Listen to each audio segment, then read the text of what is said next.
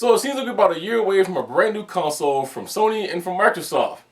However, if you don't feel like the system is up to par or it takes some things away from you, would you still buy a PS4 or an Xbox 720? We're going to discuss the possible things that both consoles may not offer to you right here in this episode of Cena's Corner. Cena's Corner. What's going on, guys? Alright, you heard it at the top of this. As we know, we're probably about a year away from a brand new console from Sony and from Microsoft. Sony has been a little bit more in the news than what I read as of late about the brand new PS4. However, the disturbing thing is what this console may do that you as a consumer may not like. For one, they're saying that the PS4 will not allow you to play used games. And two, they're saying that the PS4 will not be backward compatible with the current PS3 games that you have now. Just because I want you guys to know that I'm not making this up and that I'm getting this from a valuable source out there. I do have an article here pulled up from After Dawn that I have been reading earlier this week. Let me just cut to the quick of this. The code name for the PS4 right now is Orbis. So here's what they're saying. Just cut to the quick. Some bad news on the front of gaming is that the Orbis will not be backwards compatible with PS3 games, nor will it allow used games. The console and your PSN account will lock out games already attached to other people's consoles. This rumor is start to steamroll after sites speculated Microsoft was working on a similar scheme. And before I go on that, let me do say, if you haven't heard the rumored specs for the PS4, they do look like they're going to be pretty good. Let me give you those. The specs are very, very vague. The developers are being told to work on an AMD 64 CPU and an AMD Southern Islands CPU. The PS4's GPU, in particular, that they were told would be capable of displaying Orbis games at a resolution of up to 4096 by 2160, which is far in excess of the needs of most current HD TV sets. Also, it would be capable of playing 3D games in 1080p, and the PS3 could only safely manage 3D at 720. Now, the one thing you have to understand about that is Sony also makes TVs. So they could go make a TV that has that resolution. Now that resolution is higher than my monitor. My monitor for my Mac is higher resolution than my HD TV. That my monitor is said to be above HD specs. That's way above HD spec, which is kind of crazy. I don't think you need all of that. But remember, Sony is also in the market for making TVs. Now let's go back to the elephant in this room. There's two of them. There is no backward compatibility and there is no used games. Microsoft is also being said that with the Xbox 720, if they keep that name, that they are going to go this same route. So let me just give you my thoughts, and I'll let you guys chime in on this because as a gamer, this greatly affects us on quite a few levels. I'll give you a couple of them. For one, there's a lot of us that don't believe in keeping games because we know that they're going to pretty much expire. In other words, what I mean by expire, I should say downgrade in price. So today if you have a game, let's just take Skyrim. Let's say you call GameStop and they said we'll give you $25 for Skyrim today. But you call back 3-4 weeks later, they may say, oh, we're going to give you $2.50 for Skyrim. You know that the value of your game is going to deplete the longer you hold on to it. So you only hold on to games that you know you need to hold on to because you need to finish them or it's going to take you a while, and Skyrim happens to be one of those games. However, when it is time to go trade some in, you'd rather trade some in because you can use that credit now to purchase new games. This has been a saver for gamers since the economy has flopped the way that it has over the last 3 years. A lot of gamers now have all these games they've been sitting on and they're trading them in. So now, that's the first aspect. The second one is, they're saying that now you're not going to be able to play them period at all. So you just cut out the used game market, forget about trading them in because you have no recourse anymore. Because the way this is going to work is you go out and buy a game. So let's say you go out and buy Tiger Woods 13 today if the PS4 and the new Xbox 720 was out. You bring that game home, and the only way that you can play this game is you have to be connected to the internet. Okay, so you have to be connected to your PSN account, and if Microsoft go the same way, because I don't know about Microsoft, because they haven't really come out with it. So we're going to stick with PSN for the sake of the argument of this conversation. You have to sign in to your PSN account or the game will not work. Once you are signed into the PSN account, then I guess they're going to give you some kind of a code, or they're going to be able to eternally read the disc or whatever. But now that game is going to be forever locked to your console. So that means if you take that game and successfully are able to go and trade this game in to your local GameStop, and someone comes up and buys that game, they're going to plug it into their PS4 and it's going to say, sorry, you cannot play this game because it is already tied to somebody else's console, eliminating used games. Then they're going to make every single game available for download now. Yes, you heard me right. Every single game. So every new game that comes out on disc, you're going to be able to go and download this from your PSN account directly to your Xbox. No way to go and trade that in because it's a digital download. Okay, and from what I've read, it's going to be the full game, no port, no cheapness. You're not going to be missing half of the stuff. It's going to be an actual full game download. Now that means you're going to have to get an enormous hard drive. Couple that with the specs you just heard me say, and the other problem is you're looking at a huge price tag on this system. The other elephant in the room is no backward compatibility. Now, I don't have a PS3 anymore, but when I did have one, I had very few games for it because my main console of choice is the Xbox 360. But there are some of you out there that, just like me, when you started your console gaming revolution, you stuck with one system, and the PS3 is your system of choice. So over the last 5 years, so 10 years, whatever, you have this amassed library of PS3 games that now the PS4 will not support. I thought Sony kind of learned from this before because they did the same thing with the PS3, just on a different scale. When the PS3 first came out on the market, it was backward compatible as long as you had the 80 gig unit. There was no problem with that. Then eventually, as we went down the line and the year turned to 1 to 2, they took that away. So no matter what PS3 you buy right now, it is not backward compatible at all with anything that's on your market. Okay, I take that back.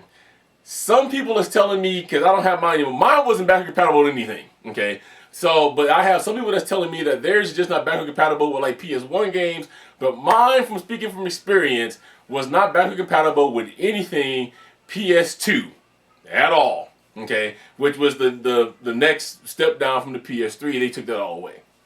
So the question to you guys is, do you feel like you're getting pigeonholed by the market? As you guys already know, Electronic Arts is one of the main companies that did this, along I think with 2 or 3 other companies that recently, about a couple years ago, 1 or 2 years ago, decided, well, hey, we're going to give you guys codes because we don't want you to use used games either.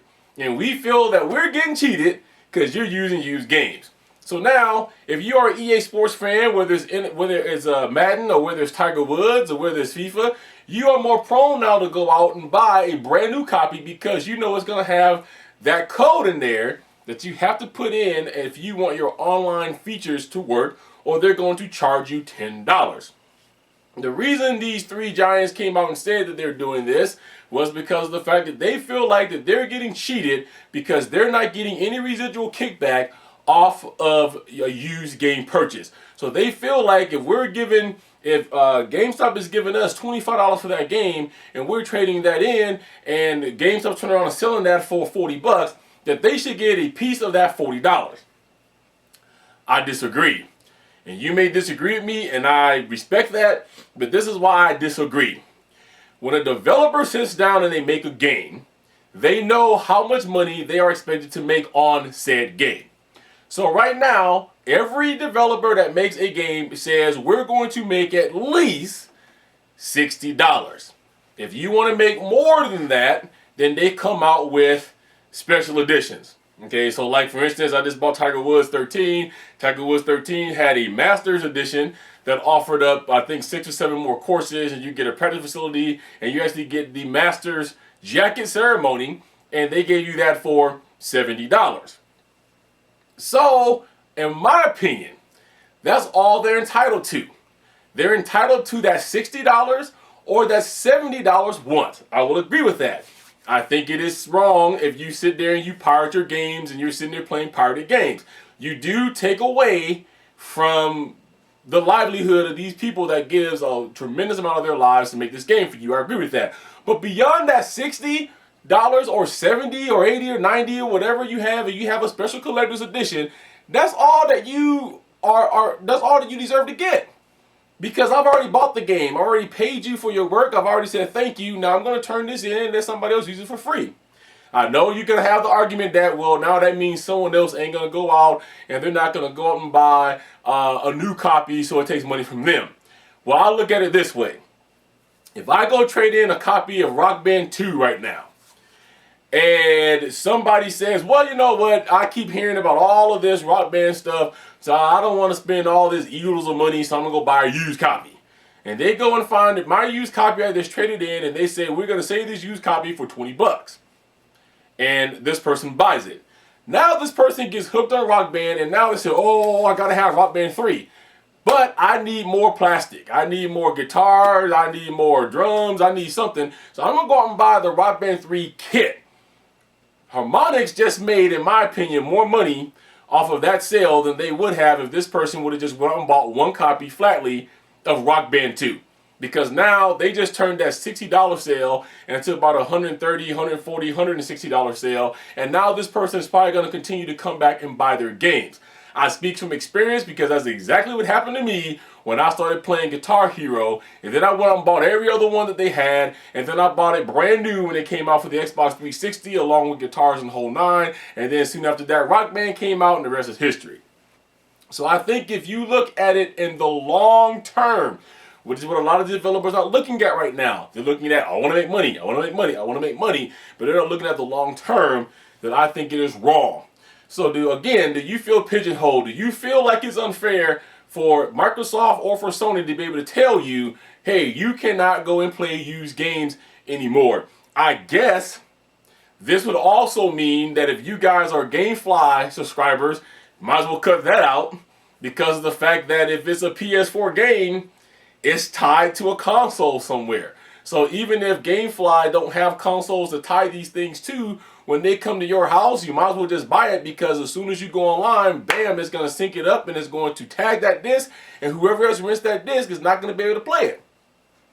So not only does GameStop get messed over, not only does you as the consumer get messed over, but now GameFly has to rethink their business, because now that's what their business is. Really, their business is renting and selling used games. My father-in-law seems to think that GameStop will go out of business if this goes. And this is how I feel. I don't think so if only one company does it. But if you get every company on the bandwagon, I don't think they'll go out of business, because what people don't understand is GameStop's business isn't solely made off of the trading in of games.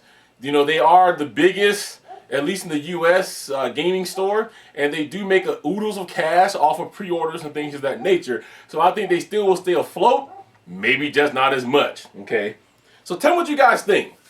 Does Sony and Microsoft have this wrong? Do you think they should leave us alone when it comes to used games? Do you think that they're right? Do you think that they should stop allowing us to play used games because they need to make more money? In my personal opinion, Microsoft don't really care. Okay, because the fact that if they did care, they have the ability to zap your Xbox where it doesn't work forever. But they don't. If they catch you playing pirated games, they just zap your Xbox so it can never go on the Xbox Live Network ever again, and the Xbox forever banned. But all of those games you've already burned, you can still go and play that. So if you're really concerned about people stealing money, wouldn't you just make that unit just completely unavailable? So let me know what you guys think about the new PS4 codename Orbis and the Xbox 720. Again, I haven't read anything. If it's out there, I haven't seen it yet, about Microsoft going this route. It has been rumored and speculated that they will be, and I wouldn't doubt it, being that if Sony is going to go this route, Xbox may consider to do the same thing as well. However, in my closing thought, if Microsoft was smart, they would come out with the new 720.